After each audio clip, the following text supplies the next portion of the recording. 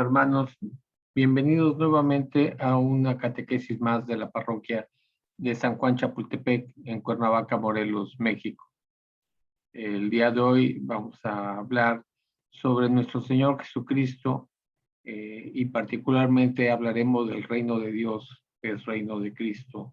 Hablaremos sobre su persona y cuál es la misión de Jesús y cómo es que Él a través de parábolas ha hecho la misión que le encomendó del Padre. Antes de iniciar, vamos a ponernos en manos de Dios diciendo todos: Padre nuestro que estás en el cielo, santificado sea tu nombre. Venga a nosotros tu reino, hágase tu voluntad en la tierra como en el cielo. Danos hoy nuestro pan de cada día, perdona nuestras ofensas como también nosotros perdonamos a los que nos ofenden. No nos dejes caer en tentación, líbranos del mal. Amén. En nombre del Padre, del Hijo y del Espíritu Santo. Amén. Bien, iniciemos nuestra catequesis. Déjenme presentarme, soy Gerardo Montoya, catequista de la parroquia de San Juan en Chapultepec. Y recordando un poquito lo que hemos visto hasta ahora, es primero hemos visto cómo Dios se ha ido revelando a sí mismo y ahora ha enviado a su Hijo. Tanto amó Dios al mundo que envió a su Hijo unigénito para que todo el que cree en Él no perezca, sino tenga vida eterna. Es decir, Jesús es verdadero Dios, es la persona segunda de Dios, la segunda persona, pero también Jesús es verdadero hombre. Ha tomado la figura de la humanidad y en él se manifiestan las dos naturalezas. Por eso es que podemos afirmar que Jesús no es un hombre que se hizo Dios, sino es Dios que se hizo hombre. Y esto es muy importante recordarlo, porque en él, aunque las dos naturalezas están presentes, la naturaleza divina es eterna y la naturaleza humana la ha tomado de la Santísima Virgen. Y es por eso que él, cuando viene a la tierra, viene a hacer la misión que su padre le ha encomendado. Entonces, empecemos a recorrer un poquito cuál es la misión de Jesús. Y la encontramos en la primera parte en lo que es el bautismo. Y fíjense qué interesante que los pasos, sin quererlo, son los misterios de la luz que están en el rosario. El primero que se ha instituido, el que instituyó el Papa San Juan Pablo II, es el bautismo de Jesús. Había un hombre llamado Juan, que es el que está en el río bautizando a la gente. Y Jesús lo que dice de él es que no ha nacido ningún hombre más grande que Juan. Sin embargo, él es el más pequeño en el reino de Dios es más grande que él. Es decir, que aquellos que están en el reino de Dios tienen mayor grandeza que la de Juan. ¿Qué significa esto? Primero veamos quién es la figura de Juan. Recuerden que Juan es primo de Jesús, es hijo de Santa Isabel, y cuando la Santísima Virgen fue a visitarlo, dice ella: ¿quién soy yo para que la madre de mi Señor venga a verme? Apenas tu saludo llegó a mis oídos, el niño en mi vientre saltó de gozo. Es decir, Juan reconoció no solo a Jesús, sino a la Santísima Virgen, que es la madre de Jesús, cuando tenía en su seno a Jesús. De ese tamaño es el Espíritu Santo que está dentro de Juan. Cuando está Juan bautizando en el Jordán, lo hace ahí en una piedra y lo que él predica dice: arrepiéntanse, arrepiéntate, que el reino de Dios ya está cerca. ¿Por qué es tan poderosa esta predicación de Juan? Bueno, hay que recordar que cuando los israelitas caminaron 40 años en el desierto, cuando iban a atravesar el Jordán, en aquel entonces ya Moisés ya no pudo pasar, y le asignó el puesto de jefe a un hombre llamado Josué. Y entonces Josué se paró en una piedra y les dijo: israelitas, mi familia y yo hemos jurado servir al Señor y cumplir sus mandamientos. Yo no respondo por ustedes. Ustedes díganme si cumplirán los mandamientos de Dios, porque yo no voy a hacerme cargo de ustedes si ustedes no se hacen cargo y se hacen responsable de su relación con Dios. Y entonces todos dijeron: no, sí, también cumpliremos. Y se los dijo Josué otra vez: ¿están seguros que quieren seguir la ley de Dios? Sí, sí queremos. ¿Están seguros de tener a Yahvé como Dios? Sí, ok, bueno, si todos están de acuerdo, entonces crucemos el Jordán y tomemos la tierra que nos corresponde. Y así lo hicieron. Y entonces Juan prácticamente se para sobre la misma piedra y les dice: israelitas, ¿se acuerdan que sus ancestros prometieron cumplir la ley de Dios? ¿Qué pasó? ¿Se acuerdan que ustedes dijeron que Yahvé era su Dios? ¿Qué pasó? Y entonces todo el mundo empezaba a revisar su vida y decían: sí, hemos fallado, hemos fallado. Y es por eso que entonces cuando Juan les dice: arrepiéntanse, y empieza a bautizarlos como un símbolo de cambio. Cuando llega Jesús, Juan le dice: es que yo no puedo a ti bautizarte, porque en ti no hay pecado. Pero Jesús le dice que tiene que hacerlo porque tiene que cumplir con la ley. Esta es la humildad de Jesús, que Él también se hace igual que nosotros. Aunque no lo requiera, Él también se presenta a que sea bautizado.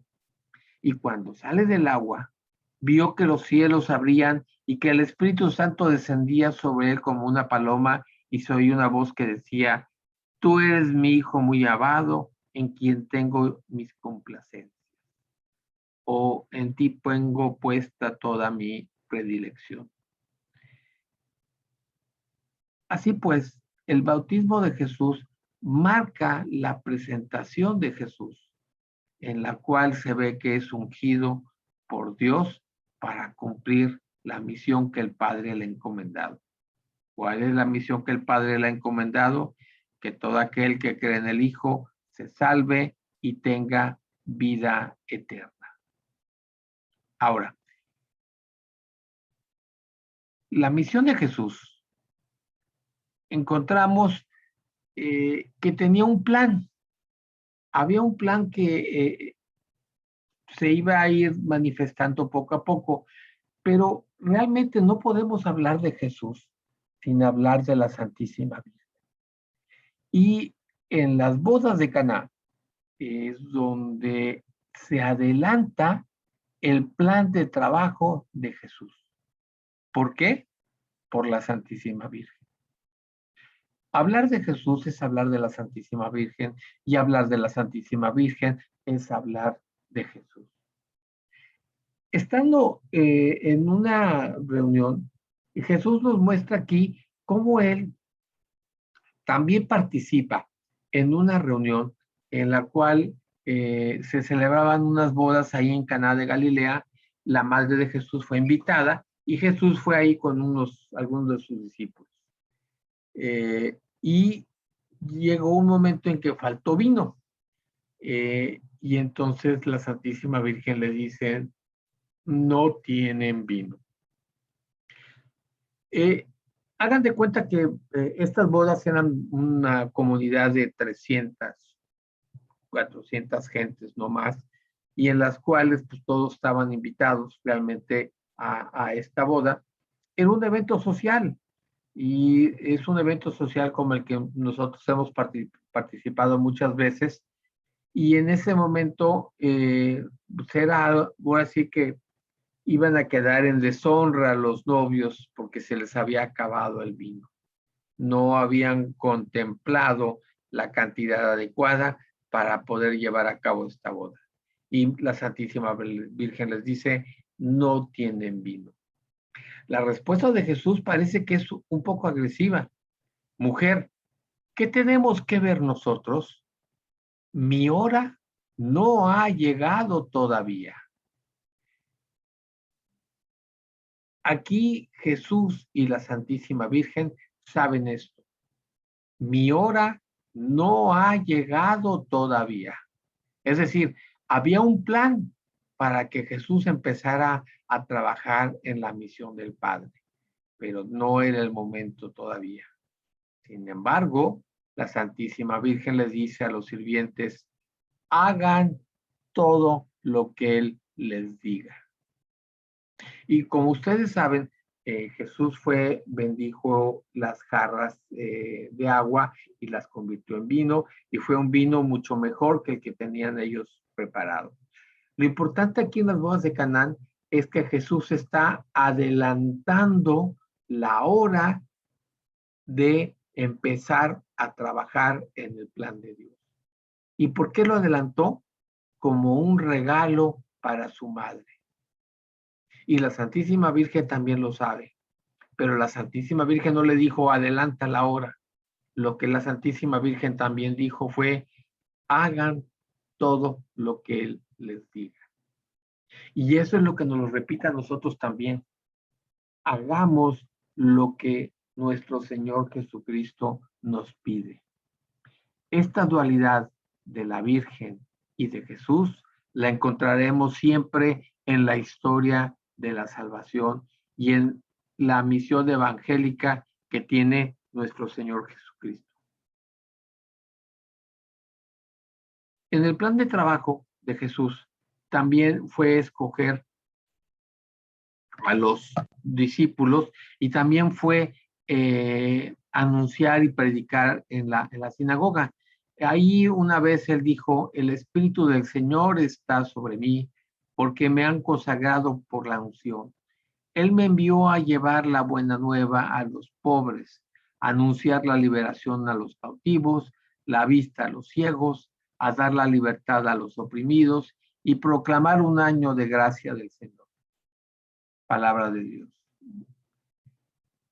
Y después de que se sentó, él dijo, el día de hoy se ha cumplido esta palabra. Es decir, aquí Jesús está contemplando que Él viene a dar una buena nueva. Y como muestra de esto, va a volver la vista a los ciegos, los cojos van a caminar, los sordos van a oír y los ciegos podrán ver. Se dará libertad a los oprimidos y proclamar un año de gracia del Señor. Esto lo puede hacer porque el Espíritu del Señor está sobre él. De la misma manera, cuando está predicando para buscar a los 12 discípulos, lo que hace primero es entrar en oración. Y dice la Biblia que se retiró a la montaña a orar y después pasó toda la noche en oración con Dios y pudo escoger a los 12 apóstoles. No entraré mucho en detalle, pero los 12 apóstoles que escogió realmente son de todos los niveles, tanto ignorantes como letrados, e incluso ahí en medio estaba Judas Iscariote, que fue el traidor.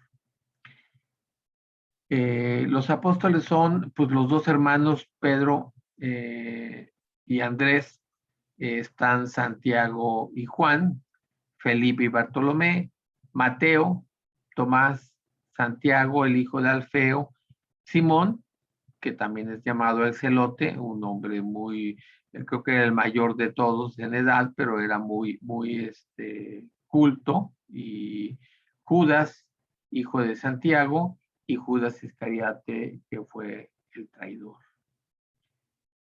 Estos 12 hombres son los que lo acompañaron en su recorrido. Él les llamó apóstoles y la manera en que lo hizo es que les fue enseñando a ellos para que ellos a su vez pudieran predicar y conformar la iglesia. colocando a Pedro a la cabeza. En Jesús también había algo que tenemos que tener en cuenta, que es la divinidad no la había es un verdadero misterio. La verdad es que no encuentro las palabras como cómo definirla, porque realmente estaba a flor de piel la divinidad de Jesús. Hay un pasaje en el cual está orando, se lleva a Pedro, a Santiago y a Juan, y entonces está orando, sus vestiduras se vuelven resplandecientes, tan blancas como nadie en el mundo podría blanquearlas, y se le aparecieron Elías y Moisés, y estaban conversando con Jesús. Pedro le dice a Jesús: Maestro, qué bien estamos aquí. Hagamos 3 carpas, una para ti, otra para Moisés y otra para Elías. Y realmente Pedro no sabía lo que estaba diciendo, porque estaba lleno de temor. Entonces una nube los cubre con su sombra y sale una voz que dice: este es mi hijo muy querido, escúchenlo. Y aquí también nos pasa lo mismo cuando estamos frente a Jesús. De repente encontramos una situación en la cual decimos que a gusto estamos aquí. Y aquí Pedro se le olvidó incluso hablar con Santiago y con Juan, ¿eh? O sea, no, y tampoco pensó en una carpa para él. Dijo 3 carpas, para ti, para Moisés y para Elías. No, yo aquí afuera. Y Santiago y Juan, quién sabe. Y los demás tampoco sé. Y la Santísima Virgen tampoco estaba en su mente, porque estaba lleno de temor. Pero es una reacción muy humana, porque así estamos nosotros ante la presencia de Dios. Maestro, qué bien se siente estar aquí. Pero lo que vamos descubriendo con Jesús es que al tener una religión cristocéntrica, es decir, Cristo es el centro, siempre nos va a pedir un paso más. Qué bonito es ir a la iglesia. Un paso más. Tienes que ser catequista. Qué bonito es estamos en la catequesis. Un paso más. Estudia y prepárate. Poco a poco. Y cada vez que encontramos algo, nos descentra. Tuvimos que aprender a usar estos elementos electrónicos, algo que nos acabamos el ancho de banda, no tenemos datos, etcétera, y Dios nos dice un paso más, camina, acércate, y al final te dice: este es mi hijo muy querido, escúchenlo, porque esa es la misión de Jesús. Vino a hablarnos a nosotros y sobre todo vino a hablarnos al corazón, que es lo que nos dijo. Y algo muy importante, la manera en que nos habla, lo que nos fue diciendo, como lo iba haciendo con ellos, era en parábolas. Y el reino de Dios lo fue presentando en parábolas. Las parábolas que iba diciendo Jesús en el camino eran de repente, pues no son fábulas, es algo así como son un lenguaje alegórico, que tienen un sentido adicional al texto de lo que se tiene ahí. Porque los discípulos se acercaron y les preguntaban: ¿por qué hablas en parábolas? Él les dijo: a ustedes se les concedió conocer los misterios del reino de los cielos, pero a ellos no. Porque a quien tiene, se le dará más todavía y tendrá en abundancia. Pero el que no tiene, se le quitará aún lo que tiene. En Mateo 13, del 10 al 12, donde, bueno, más bien todo el capítulo de Mateo 13 es donde se encuentran la mayoría de las parábolas. No voy a hablar mucho de ellas, de cada una de ellas, pero cada una de las parábolas dice: el reino de los cielos se parece a, y porque no hay una descripción exacta del reino de los cielos. El reino de los cielos se parece como un grano de mostaza. cuando es pequeñito, pequeñito, pero cuando crece es el arbusto más grande. No sé si han visto las semillas de mostaza, son muy, muy pequeñas. Creo que es la 10ª parte de un frijol, pero crecen en un arbusto bastante grande. El reino de los cielos se parece a un rey que iba a tener la boda de su hijo. Invitó a varios y no fueron, entonces mandó a los siervos a que vayan a los caminos a conseguir a los invitados a la boda, los trajeron, y luego dijo, vayan más, quiero que esté lleno. Y cuando estaba lleno, se acercó a uno que estaba mal vestido y le dijo, amigo, ¿por qué estás mal vestido en la boda? Y hizo que lo echaran afuera, que ya sería el llanto y rechinar de dientes. Para escuchar estas parábolas habría que entender que precisamente las vestiduras de boda es que en aquella época se acostumbraba a darles todo, no solo la comida, sino también el alojamiento e incluso la vestidura. Y el que alguien se haya sentado a la mesa sin ir bien vestido es que despreció las vestiduras de la boda. Es como nosotros somos invitados a misa. ¿Cuándo fue la última vez que fuiste a misa? ¿Cuándo fue la última vez que te confesaste para llevar vestiduras a la boda? ¿Cuándo fue la última vez que comulgaste? A eso se refiere esta parábola. El reino de los cielos se parece a un hombre que encuentra un tesoro en un terreno, va y vende todo lo que tiene, compra el terreno. Es decir, hay algo en ese terreno que me hace que no me importa nada, sino quedarme con lo que está ahí. Así es el reino de Dios.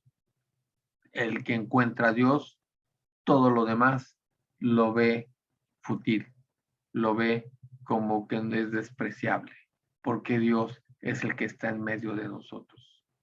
Esa es la manera en que se va presentando y que Dios nos va explicando paso a paso lo que son las vestiduras de la boda. Queridos hermanos, es Jesús en su misión que ha dicho, yo no he venido a hacer la voluntad, mi propia voluntad, sino la voluntad del que me ha enviado.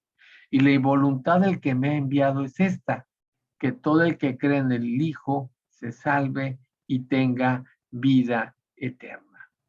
Y de esta manera Jesús viene a cumplir la misión que se le ha encomendado. La misión es que todos volvamos al lado del Padre, porque Dios no quiere que nos perdamos, sino que seamos rescatados del pecado. Hagamos una oración pensando en esto precisamente, pensando en cómo podemos acercarnos a Dios, cómo podemos estar cerca de Él y cómo solamente tenemos que decirle, como encontramos en el Evangelio de hace 8 días, Jesús, hijo de David, ten compasión de mí. Y Jesús parará el camino que llevaba y nos dirá, ven a verme. Repitamos esa oración. Jesús, hijo de David, ten compasión de mí. Porque eso es lo que quiere Jesús. Su misión es venir a rescatarnos del pecado. Digamos todos juntos, grandes y admirables son tus obras, Señor Dios Todopoderoso. Juntos y verdaderos son tus caminos, Rey de los pueblos. ¿Quién dejará de temerte, Señor? ¿Quién no alabará tu nombre?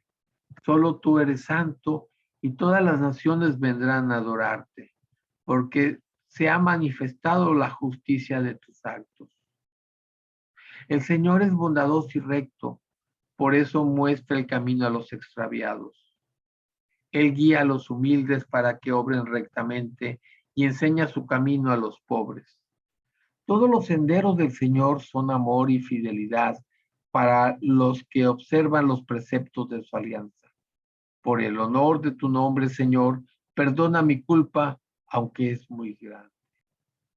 Queridos hermanos, que Dios los bendiga, que encontremos en nuestro camino al que ya salió a nuestro encuentro, a Cristo resucitado.